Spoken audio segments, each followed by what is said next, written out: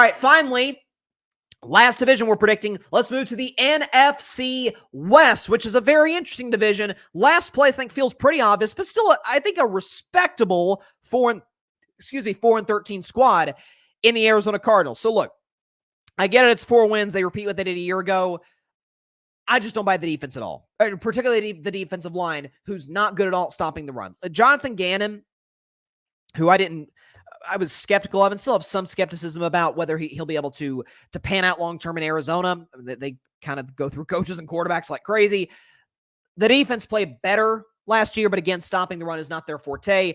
Kyler's really talented. He's, knock on wood, going to be healthy over the course of the season. And they got one of the best wide receiver prospects in the history of the league in Marvin Harrison Jr. So those two will make a really dynamic combo. But for Arizona, it's, again, too many holes in the roster, not much of a running game, can't stop the run. If you get beat up in the trenches consistently, you're not going to win a whole lot of football games in the National Football League. So the Cardinals, to me, pretty clear last place team in the NFC West, but nonetheless a fun team to watch. Going now, kind of like the Bears were 2 years ago, by the way. The Bears won like 3 games, but we're a fun watch every Sunday. I think that's going to be the Arizona Cardinals. Moving on to the third place team in the division is the Seattle Seahawks at 8-9. Seattle was a team that I very much considered putting in the playoffs as that last team in. I decided to keep them out for really one reason only, and I don't want to sound harsh because I genuinely like him, Geno Smith. The Seahawks have the best trio in my mind in the NFL of receivers. Maybe second best to the Chicago Bears in DK Metcalf, Tyler Lockett, and Jackson Smith-Njigba. I think they have an excellent running game with Kenneth Walker, an offensive line that, while it has its limitations, is a lot better, and that was kind of Pete Carroll's blind spot, better now than it was under Pete Carroll most of his tenure in Seattle. Defensively, I mean, could you ask for a better match made in heaven? Mike McDonald and some of those young guns on the Seahawks defense. Geno's a good quarterback. He's kind of average.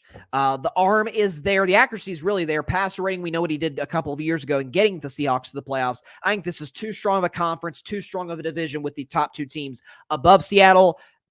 They'll be good. They'll win some games. They'll go 8-9. But I think the Seahawks are a quarterback away potentially from being really, really scary next year moving on. Geno Smith, respect to him for really, kind of revitalizing his career. He's just not that guy. Moving on to number 2, I've got the 49ers, not the Rams, the 49ers at number 2. And yes, they obviously make the playoffs. They do go 11-6 though, so I'm actually taking a win off of what they did a year ago. Here's the thing with San Francisco. So they clearly have the best roster in the NFL. I still think, bar none. Detroit's close, but I think San Francisco's got the best. Here's the issue with the Niners. Trent Williams is not in the building right now. That's a problem. He's the best left tackle in the league, and the Niners' offensive line isn't great. Trent Williams is going to need to be there for them to be successful and to protect Brock Purdy. They're able to keep Brandon Ayuk. Deebo Samuel's there, obviously, though, with some injury concerns. The same could be said about Christian McCaffrey. But this Brock Purdy thing is weird. So he gave the quote early in training camp. He's trying to rip into teammates more, and he's trying to be more like Tom Brady and rip the hearts out of the chest of his opposition. Okay, that's not when Purdy is at his best. That's not when the Niners are at their best. Look, their defense will be great because it's always great because their defensive line is the best in the National Football League with Nick Bosa, with Eric Armstead, with some of the guys they got in the interior of that defensive line. And the back end of their defense is still solid. Charvarius Ward, my man, Hufanga coming back this year from injury. I'm a huge Talanoa Hufanga fan. Love the kid. Love how he plays the game. Fred Warner, Dre Greenlaw. We're going to see if he comes back and what he looks like when he comes back from obviously that terrible, horrible luck injury he had in the Super Bowl against the Chiefs. Shanahan's still awesome. He's one of the 2 or 3 best coaches in the league in my mind. But Purdy still has the limitations. I think there's odd vibes. There's very much a last dance kind of feel for the 49ers because of they've already got a lot of big contracts as is. The Ayuk contract, given the fact they're going to have to pay Purdy a year from now, just complicates things all the more. Again, just based off elite coaching and an elite roster, the Niners will still be an obvious double-digit win team, clear playoff team. I got this as the number 1 wild card team in the NFC this year.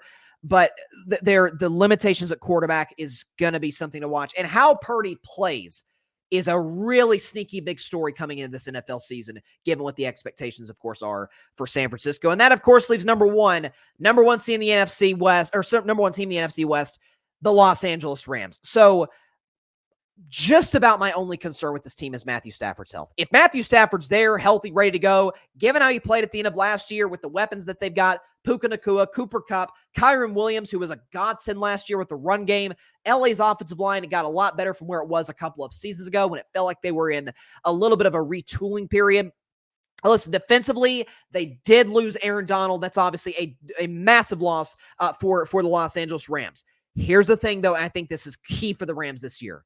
Their first-round pick, okay, being able to bring in their first-round pick this season, Jared Verse from Florida State.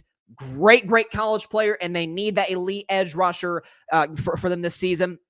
We know what they have in terms of, their linebacking core is one of the most talented groups in the league. Sean McVay is, again, top 5 coach in the NFL. He always has a great staff. Les Snead, if Les Snead wants to add Devontae Adams at the trade deadline, don't be shocked.